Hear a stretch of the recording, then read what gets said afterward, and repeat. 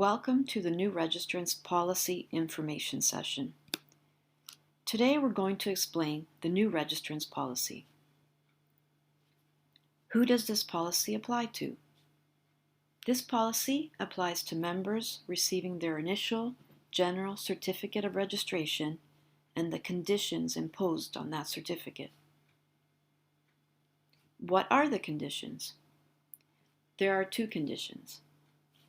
The first condition is only work within an established practice for a period of 1 year. What is an established practice?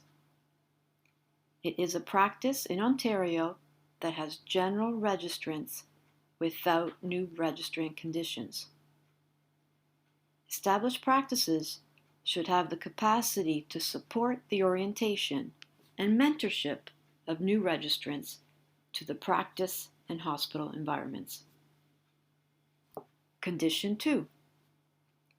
Attend a minimum of 30 births as the primary midwife and 30 births as the second midwife.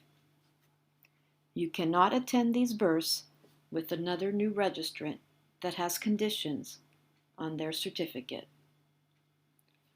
To learn about the difference in roles between primary and second midwives, please read the new Registrants Policy. We will explain transfers of care and how to count them shortly. What is the purpose of these conditions? To gain the experience and skills consolidation needed to have a good start in the profession. To attend births with experienced midwives who can act as mentors in out-of-hospital and hospital births. What is a transfer of care?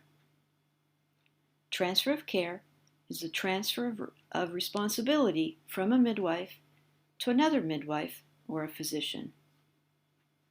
This could be for some or all of the duration of the client's care.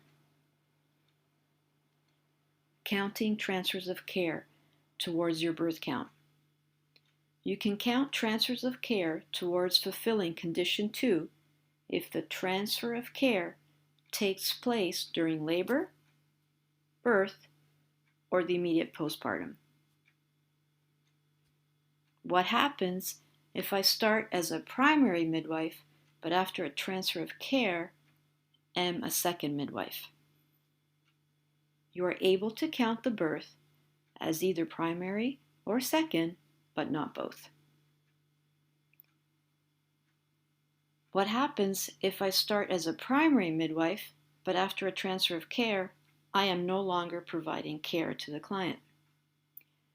You are able to count the birth as part of your primary midwife requirements as long as the transfer took place during labor, birth, or the immediate postpartum.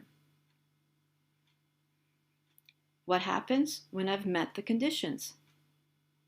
Once you meet both conditions, download the new Registrant Clinical Experience form found on our website and email it to the college. If the form is accurate and complete, the conditions are lifted, removed, and you'll receive an email from the college. The public register will be updated to show that you have a general certificate without conditions. Available resources. Want to learn more? Read the new Registrants Policy on our website and refer to our Frequently Asked Questions document for more information. Thank you for watching our information session.